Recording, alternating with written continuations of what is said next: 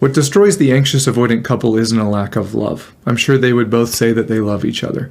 What destroys them is that they are stuck in a destructive cycle and they don't know how to get out. You have one partner who finds safety in closeness, right? The other finds safety in distance. So one reaches out, the other pulls away. One escalates to try to get their needs met, try to get some reassurance in the relationship, and the other shuts down because they feel pressured or overwhelmed. Each partner's coping strategy for safety and security triggers the other's deepest fear, so they just stay stuck, and no one feels safe.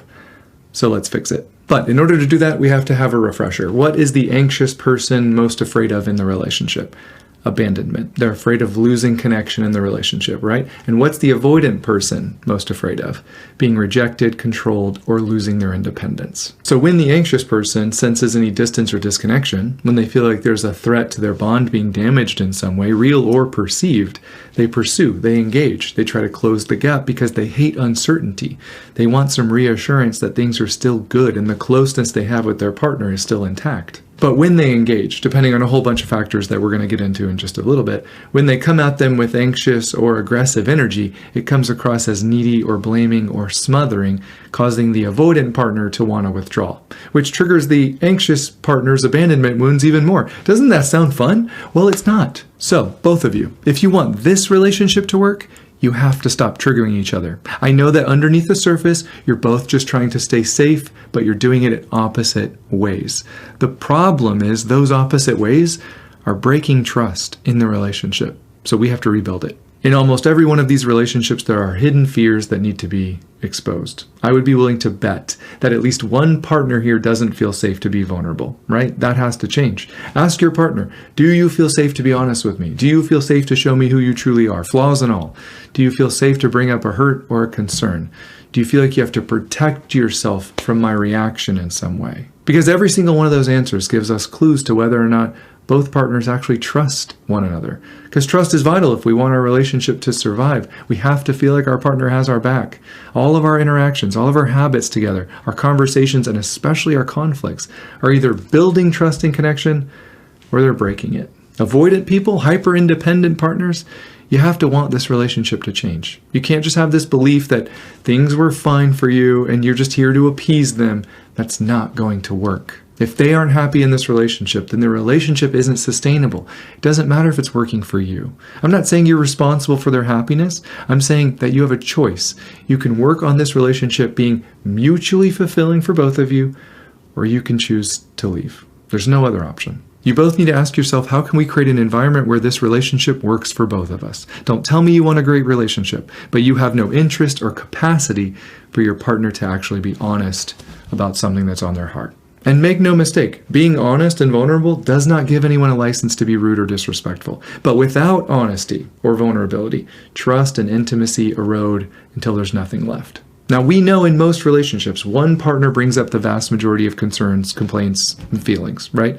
To that person, I'm telling you, Doctors John and Julie Gottman, the experts of relationship advice, say you need to have a 20-to-1 ratio of positive to negative interactions, or else your relationship is in trouble. 20-to-1 positive interactions, appreciations, compliments, praise, admiration, hugs, affection, consideration, thoughtfulness, all that stuff. 20-to-1 is the goal. That doesn't mean never have a complaint. It doesn't mean suppress your feelings. I would never advocate for you doing that.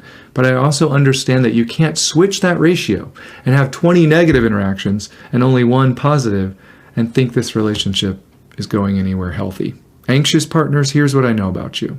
If you're anything like me, you're thinking, why are you picking on me, right? I mean, I'd be a lot more appreciative if there was anything to appreciate, right? I ask for the bare minimum and get told that I'm being too needy. I put the bar on the floor and they still blame me for tripping over it. And here's the deal. I get it, right? I was you. Here's the question that I needed to ask myself. If things are so bad, then why am I still here, right? If things are so bad, why am I still here? I know the answer. It's because deep down, you truly believe that there's hope that things could change. And I don't know where you're at in this cycle. You might be pretty angry. You might be pretty hurt, maybe even resentful and bitter. And let me tell you, I've been there. All I'm saying is if you want this relationship to survive, we have to have a goal of working together on this. I'm going to work with them on filling your love tank more. I'm going to work with them on not being so distant and detached from their emotions. I need you to work on processing that anger and frustration and resentment in a healthy way, right? We can't hold on to these grudges and bitterness with no plan for forgiveness and expect it to work out. We need to take accountability for the fact that our selflessness has led to self-righteousness, and we don't think we need to change anything in this relationship. And that's part of the problem in this dynamic. Now, to the more distant partner, if you want this relationship to heal, you have to learn how to hold space for the pain you've unintentionally caused them. It's non-negotiable. They're going to learn how to express their pain vulnerably and with discernment. You're going to learn how to validate it, right? How to get curious about it and start asking the right questions and listening instead of defending yourself and taking it as an attack. This is the first step towards healing. This is the new cycle that we're going to work towards, creating safety and building trust in your relationship again. Because you can have difficult conversations and trust that your partner has your back. Right now, neither of you believe that about each other, do you? You don't trust that they won't use your vulnerabilities against you somehow. You don't trust that they're going to give you the benefit of the doubt. You don't trust that they care about your pain.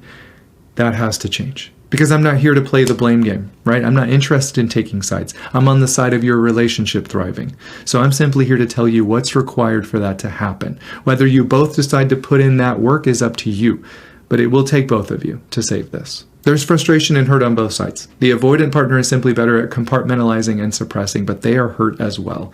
They often feel blamed and attacked and criticized and demonized. They feel like they will always be labeled as the failure, no matter what they do. So let's show each other that that's not true. Let's both learn how to be a safe place to understand and validate each other's perspective and pain. So how are we going to do that? Well, we break this cycle by doing three things. The first thing, we have to bring the unconscious to the conscious. Because if you're anything like my wife and I, you get caught up in the conflict dance before you even know that you're on the floor, right? We need to understand our cycle so well that we can go from reacting to reflecting. Because once you reflect, you will see that your behavior makes sense given your past. There's a reason you're so scared of commitment. There's a reason that you called or texted them over and over in a panic. There's a reason you felt smothered when someone started expecting things from you in a relationship. There's a reason that you're terrified to be vulnerable. Our first job is to understand why. At the root of this is usually some fear and shame, right? We're not sure if pain is right around the corner from love. We're not sure if we deserve to be treated with kindness and respect. We're not sure what healthy actually looks like because healthy and consistent love wasn't modeled for you, was it?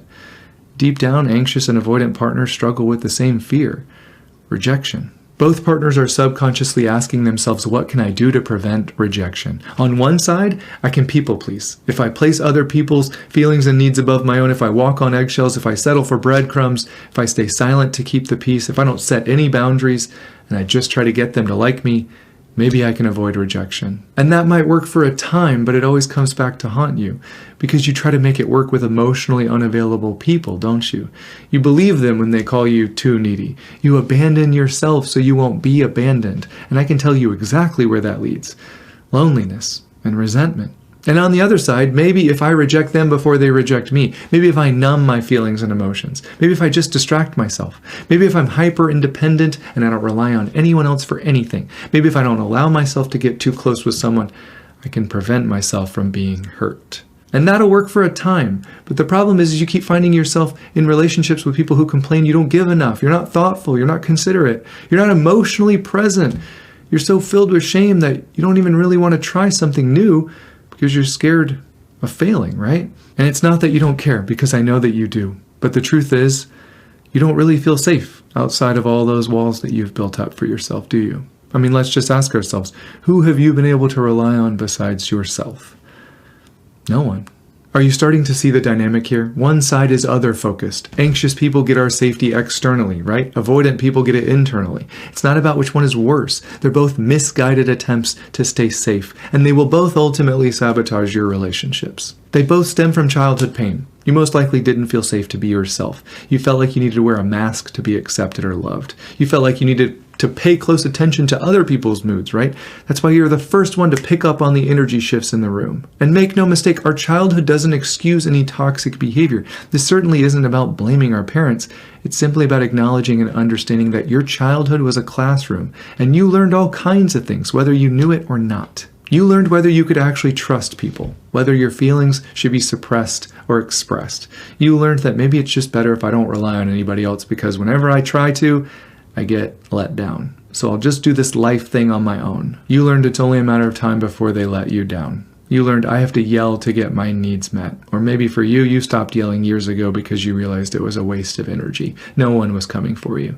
So you retreat inward. And that's partly why you shut down during conflict, leaving your partner feeling abandoned and alone in their pain, just like you were all those years ago. But we can change that. The first step is all about understanding each other. We can choose to understand how each other's fears and unique needs for safety impact our behaviors, right? And we can still hold each other accountable to hurtful actions. We can be willing to empathize with how each other's behavior makes sense, and that doesn't mean you should ever tolerate being continually hurt or mistreated, right? And the interesting thing is sometimes our partners act like mirrors, reflecting back the unhealed parts of ourselves that we'd rather avoid. The irritation, insecurity, defensiveness that we feel in response to them sometimes has less to do with what they did and more about the old patterns and wounds that were stirred up inside of us. And in that way, relationships become powerful teachers. Sometimes we need to point the finger back at us and say, what is this reaction showing me about me? Where do I still need some healing? When we approach relationships through that lens, we turn moments of pain into opportunities of growth and deeper connection, first in ourselves and then with other people. And anxious partners, let me just give you this warning. We love to figure out why our partners act the way they do, right? We'll spend a lot of time in research learning about why. But at a certain point, I don't care why they neglect you. I care more about why you think it's your job to fix or heal or change them. I care more about why you stay in this relationship when you know it's not good for you. I don't care why they mistreat you. I don't care why they won't commit. I don't care if they meet certain criteria for a narcissist or maybe they're just a jerk. At a certain point, you have to say, who cares? Stop asking why. Stop trying to do their healing work for them. Stop fantasizing about the partner they could be. Just be honest with the reality of the situation. If nothing changed, would I still feel satisfied in this relationship? Sometimes the hope of what could be keeps you stuck, and you need to be honest about where you are and face your fear of potentially leaving this relationship. And I know you never want them to feel abandoned because you know that pain. You never want to hurt them. And sometimes staying in this relationship is keeping you from the relationship that you would actually feel good in. Sometimes they aren't a bad person. They just aren't your person, and that's okay. If you vulnerably and respectfully communicating about something that bothered you causes this relationship to fall apart, then it was only held together by you silencing and abandoning yourself. And that's never a sustainable relationship. You want to interrupt this cycle? Choose to drop the mask and be vulnerable about your needs, wants, and desires. And if you don't know what those are because you spent your whole life putting other people's needs above yourself, this is your cue to find out. Show up as your authentic self. Sometimes that will push them away. That's a fear we need to face head on and remind ourselves, I can't be scared of unhealthy relationships ending. Is that hard? Absolutely. Doesn't make it any less necessary. However, hopefully you have a partner who's actually willing to put in the work with you, right? So that brings us to number 2. Once we understand our fears and shame, now we can own and take accountability for our steps in the dance. So what is your go-to? Do you suppress and let things fester and then get bitter and snap? Do you lead off with immature passive aggressiveness? Do you sound really angry with your tone? Do you get defensive? Do you dismiss and invalidate their concerns because you feel blamed? Do you get overwhelmed and then shut down during conflicts? What are you willing to take accountability for? Because we need to see this for the cycle that it is, right? People pleasers, they won't bring things up when they're at a 3 out of 10 or a 4 out of 10 upset about something. They'll wait until they're a 9 or a 10. Why? Because they don't feel like their partner's going to listen. So we both have a role to play here. People pleasers or anxious attachers, we got to start bringing things up when it's at a 3 out of 10 with vulnerable, respectful energy. And on the other side, you have to respect that your partner's bringing something up when it's only a 3 out of 10. They're not waiting till it's a 10 out of 10 because they know that's just going to start a fight. So we both play a role in this dynamic. That's why I both want you to be taking accountability. That sounds like I can see how I came at you a bit critical. I had been annoyed about this for a little while, and then I snapped with some passive aggressiveness. But I can see how that led you to feeling attacked and blamed, and you responded with some defensiveness. That makes sense. And now we switch to the other side.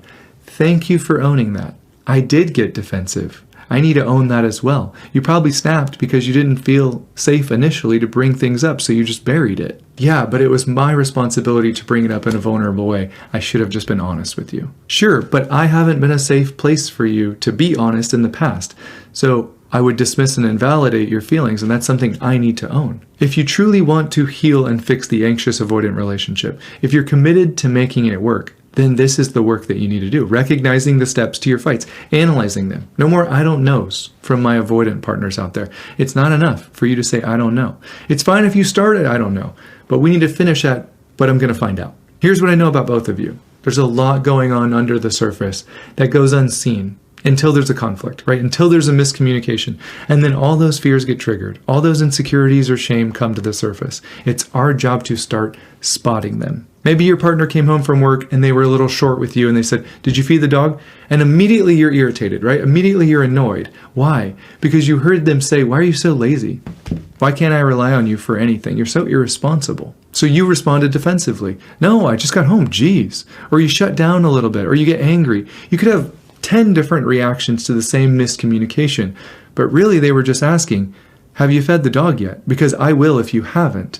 And they were short because of something else that they were upset about at work. It had nothing to do with you. And that's the crux of the problem on both sides. You hear things that weren't said. You interpret through your own lens and filter of potential shame and insecurity, right? And healing and maturity looks like us slowing down in those moments and just thinking, what did I hear them say? Or why am I getting defensive right now? We have to slow down in those moments and really ask ourselves, what's happening here? Every time you feel the urge to get defensive, every time you lead with criticism instead of vulnerability, every time you start to shut down, I need you both to get curious. What's really happening here? What did you hear me say?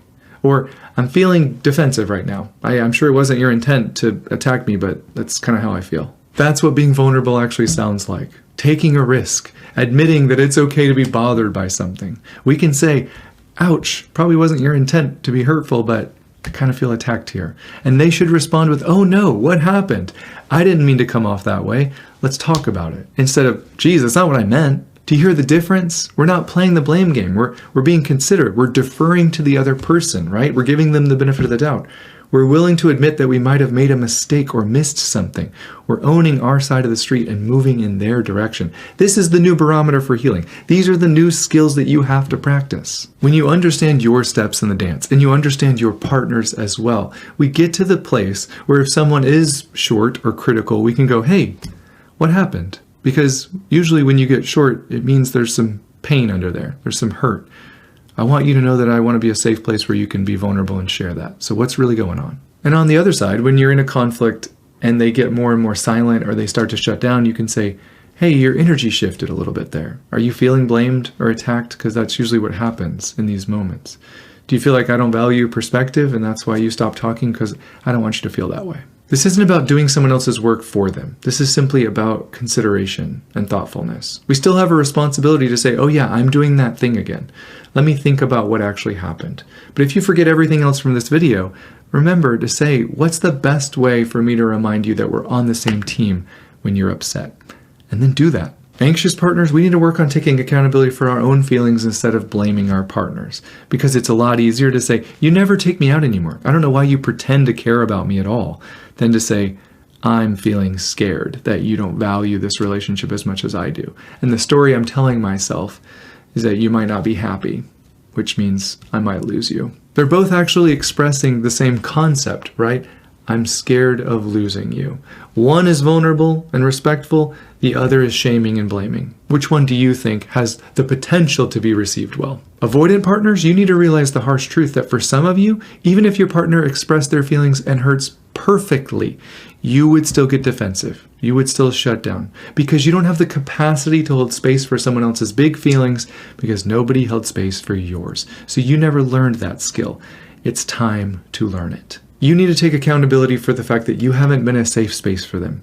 You need to fully understand how hurtful that's been for them, which I know is really hard for you to do because you never wanted to hurt anybody, right? That's why you stayed isolated, so you don't get hurt or hurt anyone. But you need to empathize with how difficult it's been for them, how scary it's been for them when you shut down, right? That leaves them feeling alone and abandoned. Remind them, I'm committed to learning how to do this stuff. I want you to be honest and vulnerable with me. I want to be a safe place for you. You have to stop hearing things through the lens of your own shame. So no more, oh, I guess I'm just the worst partner ever. You should just break up with me. No, that's not going to work because it turns everything back to you, right? Maybe they came looking for some care or comfort from you in some way, and now you've turned it back, and now you're telling them they need to comfort you. Oh, I'm just the worst. That doesn't ever lead to any connection or intimacy. The truth is, so many of you have been through some trauma in your life, and you have this deep belief that you're not good enough, or you're not worthy of love and kindness, and you are. Or that they're just going to leave you, right, when they get to know the real you. But that's not true. They want nothing more than to get to know the real you. And listen, love is a risk. There's no doubt. But don't half play the game. You got to be all in. That doesn't mean losing your independence. It simply means learning about what healthy emotional connection looks like. Because you can't ever experience that by just keeping your walls up. And you're right, that does leave you vulnerable to being hurt. Welcome to love. It's a risk. Most of the time, we get hurt, but it's worth the risk. You can still have standards, you can still be independent, but you can't deprive someone of connection and trust and intimacy and call that love. Because it's not. It's still just fear. And one day, I hope you find someone who doesn't punish you for being vulnerable like other people have in your life. I hope you find consistent love, and I hope you feel safe enough to lean in and use it to give even more of yourself without a fear that it's going to end. All right, that brings us to number 3. Once we understand how our hidden fears and shame and doubts and insecurities have been running the show, once we see both of our steps in the dance, we can go, oh, okay, so when I do this, you secretly felt that, and that's why you responded this way. I can totally see that now. Once we understand all that, we need to commit to doing something new in the future. So we need to agree to a new standard, a new vision together. And we need to validate the pain that we've unintentionally caused them in the past, right? Because we think it's simply enough to just understand them and do something different. And that's an amazing start. It's going to massively improve your relationship. But it's also true that it doesn't really heal the pain that we've unintentionally caused in the past, like we talked about before. So your first assignment in validation and empathy is asking them, talk to me about how my reactions in the past have hurt you. And then our job is to stay silent, right? But don't stay so silent that you're just staring at them. I mean, if they wanted a nonverbal expression, they could have just journaled about their pain. So they really want you to be present with them. They want you to stay emotionally engaged. So the way we do that is by making appropriate eye contact, by mirroring their facial emotions. If someone says that something really hurt them, we make a face like, ooh, yeah, I can totally understand that. We mirror them. And this isn't about going through the motions or trying to trick them. This is about learning how to empathize. We can't empathize unless we understand their pain. And we can't understand unless we ask certain questions, right? So ask. And listen and nod and hold their hand and rub their back and tell them, thank you for telling me this. I know this isn't easy for you. Say things like, I can see now how you would feel that way. That makes sense. What could I do differently next time that would help you feel more safe and valued in those moments? The goal during these discussions is to stay vulnerable and respectful. It's normal to get upset and frustrated when you're talking about how they've hurt you in the past. It's natural to start to feel that pent-up resentment start to come to the surface because it's been suppressed for so long, right? But we have to do our best to stay regulated. Regulated doesn't mean we're not allowed to feel upset. Regulated doesn't mean we're not allowed to feel anger or frustration. Regulated means we're not letting the fear center of our brain take over. We're staying present. Right? We're staying vulnerable. We're staying curious and open to collaborate as a team. Okay, so how do you know if you're dysregulated? Well, our heart rate goes up. We're talking over each other. We're escalating the discussion. We feel unheard. We feel blamed. We feel flushed. Our temperature is rising. The moment any of that happens, one or both of you needs to have the clarity to say, hey, I think we both need a breather. But notice the wording. It's not you need to calm down because you can't even have a conflict and stay, calm. No. That's not a team mentality. Because remember, we're putting in the work to understand each other. We know that our partner struggles with feeling blamed or attacked during a conflict. So we're careful with our words. We're soft with our approach, right? We stay vulnerable. We talk about what happened. We own our own feelings. We tell them what we would have loved to happen in the future. We don't just throw the kitchen sink at them. And on the other side, we know how hard it is for our partner to be vulnerable like that. So we honor it. We reward that honesty. Just as they were careful and considerate with the words that they chose, we're careful and considerate with how our reactions and how we're present and emotionally engaged. So we listen, we give them the floor, we summarize their perspective, we seek to understand their feelings because we love them. These aren't skills that come naturally to you. They're skills that we have to practice. I have to practice them still. And honestly, it's usually easier for anxious people to share. They have more to talk about. Most of the time, they're external processors. So if it's safe for them to share, they'll share.